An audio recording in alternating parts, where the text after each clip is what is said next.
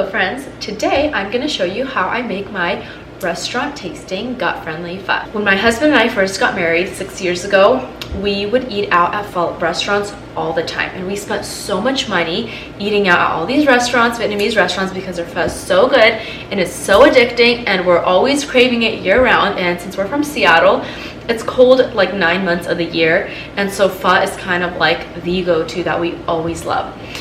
After a little bit of time passed, I thought to myself, why not just start making it myself and make it a healthier version so that we're actually getting health benefits from it. And so my journey to perfecting the pho recipe began. There on out, I started experimenting with different recipes and tweaking what other people would post on YouTube and their bloggers, food bloggers and everything. And I started tweaking it and kind of making it to my own liking. And as the years went by, I would get closer and closer to having that restaurant tasting pho, but it would never hit that mark fully where it's like, this is it. And then I found a secret ingredient. Now you're gonna have to wait till the end of the video to see what the secret ingredient is, so let's just jump right in. Okay, first things first, you're gonna set your oven to 425 degrees, and I'm gonna take a nice big pan, and I'm gonna line it with either some parchment paper or foil. I personally like parchment paper. I'm gonna take all of my bones. So these are bones that we got from our cow that we ordered this year, and sections that I've cut out. You can also buy these at any grocery stores. So Whole Foods, any Asian market store, like Fred Meyer's, they'll all have it. Roast bones work just as fine. And I'm just gonna place it down on my sheet pan. I also have a carcass here that we have from our chickens. You can just use, oh, here's some more beef bones. You can just use some regular chicken. You don't have to use chicken. We like to use it just for the more diverse flavor. I'm gonna throw that all on here.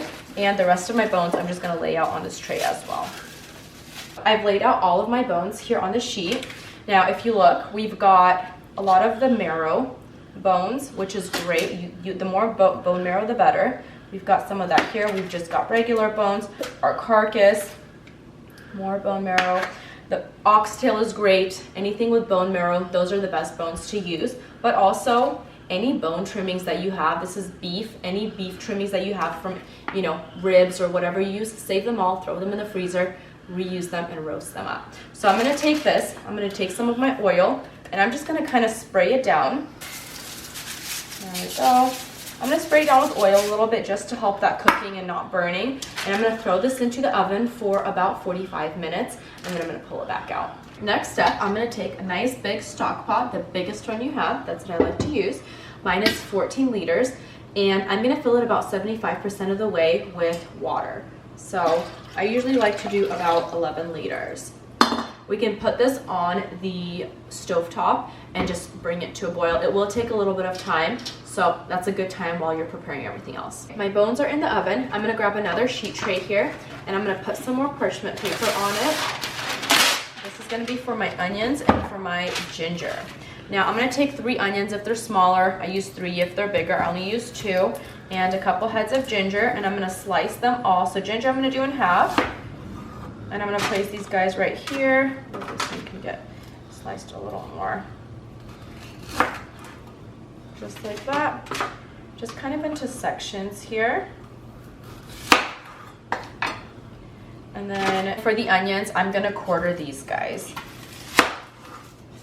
So half, another half. And then don't worry about peeling off the skins unless they're super dirty. It's not a big deal if they stay on. They actually give the broth a little bit of color, so that's always a bonus. So quarter all of these.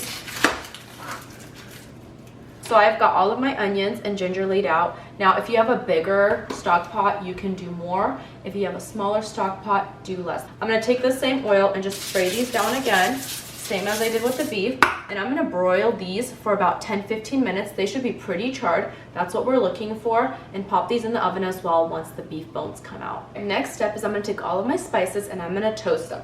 So first thing I'm gonna do, I'm gonna use about 6 cinnamon sticks. So these are halves. I use organic cinnamon sticks. You can buy them on Amazon in bulk for the cheapest price. So we've got about 6 of these guys, and then about 6 to 8 pieces of star anise. These are cheapest found at any Asian stores. Like we use H Mart. and then about 7 to 10 pieces of cloves. And these are all kind of guesstimates. You can do more, you can do less. 5 cardamom pods. 1, 2, 3, 4, 5. And then 1/3 cup of coriander seed. Again, this is cheapest found at the Asian market. I'm gonna go ahead and go toast these until they're fragrant. So it'll be about 5 to 6 minutes on medium-high heat. And then I'm gonna take them off the heat and put them in these little tea infusers. So my spices have finished toasting. They're nice and fragrant. I'm gonna transfer them into my little tea infuser. Now it's gonna be really hot. And make sure you're mixing them really often while they're toasting, because otherwise the clove and the coriander burn. So I'm going to transfer them in there, and then I'm going to move them into the soup pot. Okay, so at this point my bones are done roast. Ooh, that's hot. Done roasting. Ooh, they're going to look something like this. Get those juices. And I'm going to right away turn the oven off and pop these guys in there. Just kind of spread them out again. They're nice and hot. And I'm going to turn on the broil setting for high. And that's going to broil for about 10 to 15 minutes until it's charred. These guys I'm going to transfer straight into my pot here. Okay, tea infuser is, well, spice infuser is going in, and then I'm going to transfer all of these guys into the pot as well. Look at how that's roasted. It's beautiful color. And the reason why I am roasting it before throwing it in is that I won't have to dump all the water out while it's cooking.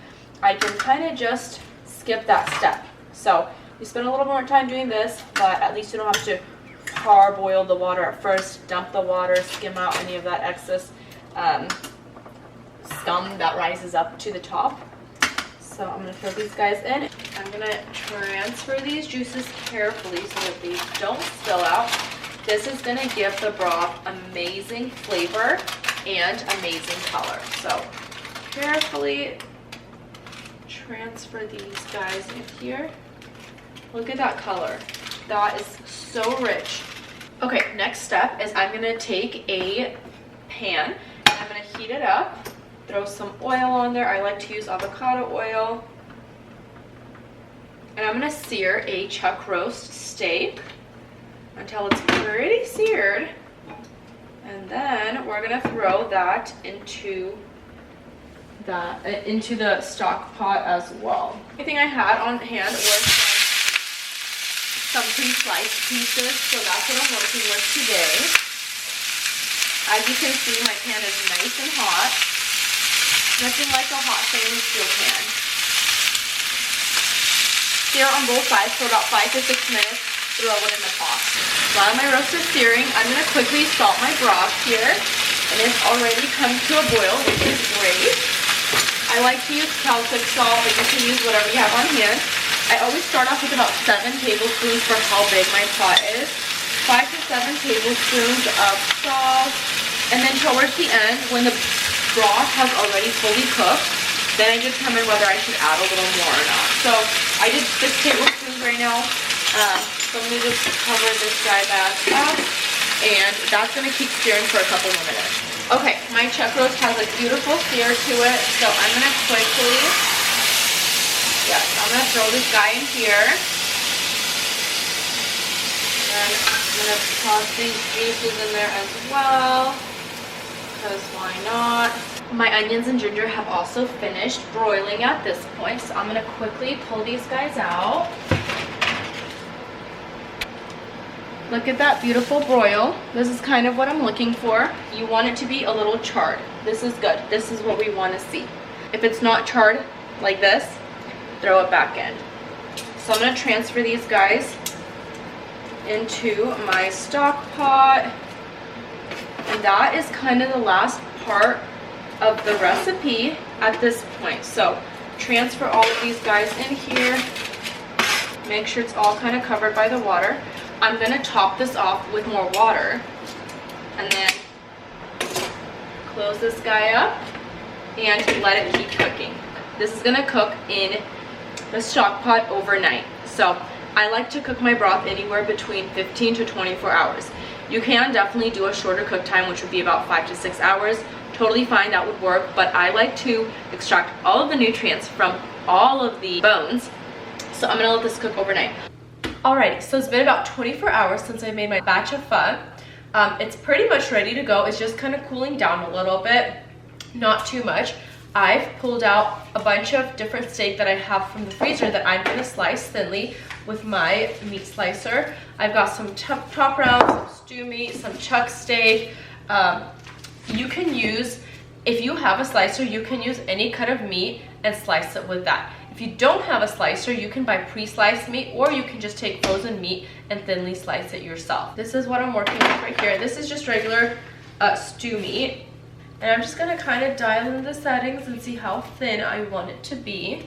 So I'm just gonna thinly slice all this meat here.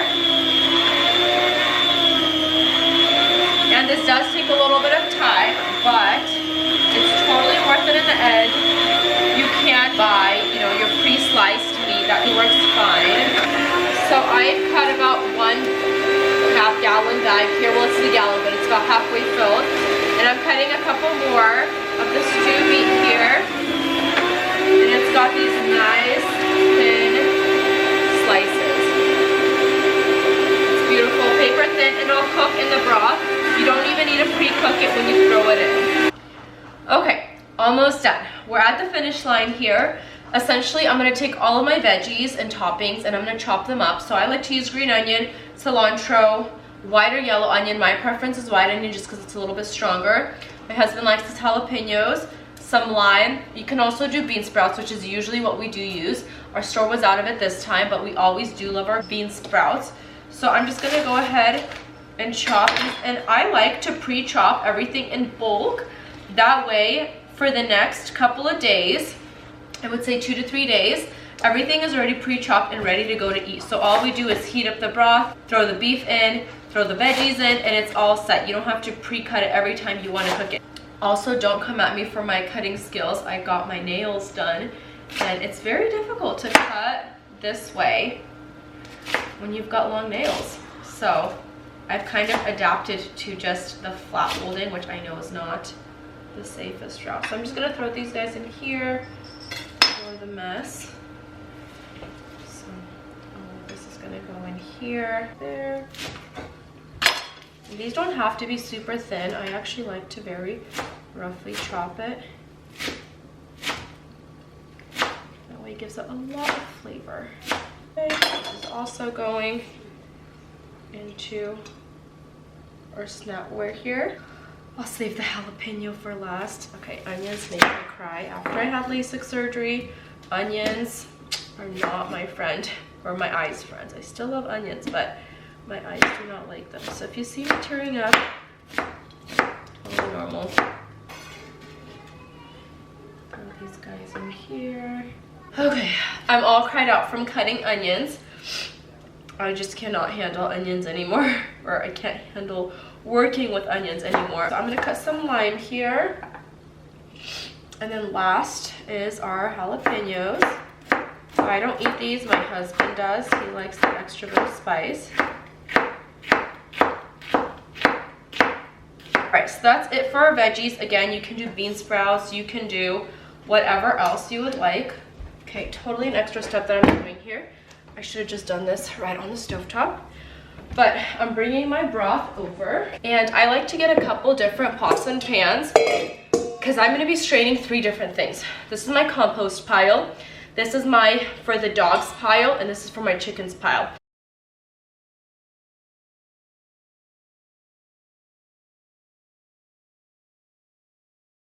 I've got all my little piles sorted. For you, this might just be sifting out your broth.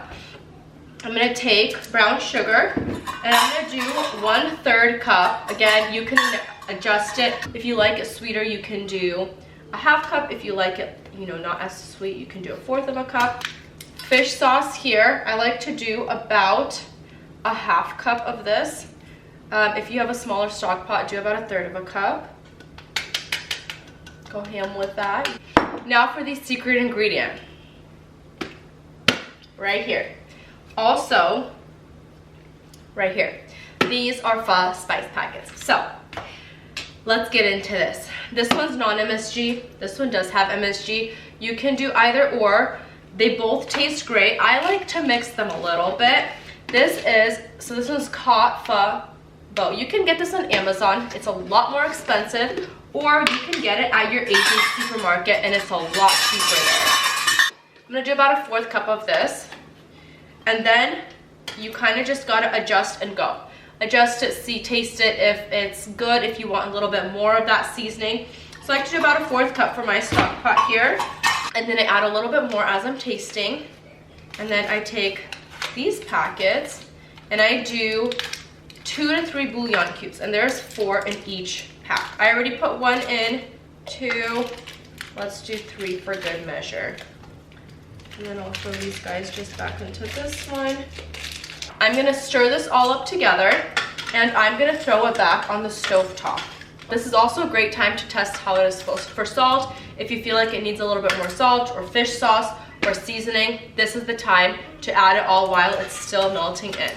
So broth is tasting perfect. I've boiled some water and I've got a nice big dish where I'm putting my noodles at. So we get this massive 10-pound bag of pho noodles, again, from our Asian market. So I've got my noodles in here. I'm gonna pour my hot water over the noodles here, and I'm just gonna let them cook. They cook really fast, usually under a minute. So make sure you're watching them, and I'm gonna salt them pretty heavily. If they're not salted, they're gonna taste really plain in the broth. And then kind of throughout, try. And I always like to make more extra noodles so that they're all ready to go when I'm ready to use them. I make these in advance too, and then I just wrap them up in some, plastic wrap and put them in the fridge. Once I'm ready to use it, just cut it out, put it in my bowl, pour some hot broth over it, and it's all set. My noodles are all cooked, they're strained, they're ready to go in the bowls. So I'm just gonna be making a little bowl here for my husband. Noodles are in here. Next, you take all of your toppings and you put whatever toppings you want to use. Nice big chunk of beef. Now this is sliced so thinly that it will just cook with the broth. That's the nice part about this, is that you don't have to pre-cook this beef. While you're pouring the broth over it, it will cook. So don't freak out that I'm putting some nice raw beef in my soup. It will cook while it's in the broth. There's this really thick layer of fat that forms on the top. Now, if you just eat it plainly like that, it might be a little nauseating, and we personally got nauseous from it because it's so fatty. So what I usually do is, if the broth turns out really fatty, I'll put it in the fridge and let it settle, or if it's really cold outside, let it settle and it'll thicken and harden on top and it'll become like beef tallow. And then I will strip that layer and just keep it separately, and then just throw little chunks in while I'm actually reheating the broth, later down the road. That way you're not just drinking a lot of this fatty broth. This broth does not have a ton of fat, so I'm not gonna do this step, and just pour it over the bowl. And you can already see how the beef is starting to cook. So the beef is pretty much all cooked.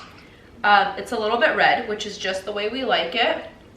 But as you mix it in, it will continue to cook. My husband will do his own flavorings because he likes to add his Siracha and Hoisin. I personally like it straight like this. I don't like to add any Hoisin or Siracha. I love to taste what the broth tastes like. So he'll add these guys, another, 2 topping options right here. All right. So now I'm gonna try the pho that Nessa just made. This is usually really good, but let's try it today. It might be hot still. Ooh, yeah, very rich. Oh, that's good. That hits the spot. There's a local pho place that we really enjoy to go to, and I think this beats it. It's here locally in Federal Way. I think I'd rather have this over that place, and that's a tough sell for those that know. So, good job, you did really good. All right, guys, thank you for tuning in. I don't think I'm gonna have any more videos like this, but if this one does really well, maybe we'll think about it. So make this pho recipe at home. If you try it, Let us know. Leave a like, leave a comment, and subscribe. Thank you.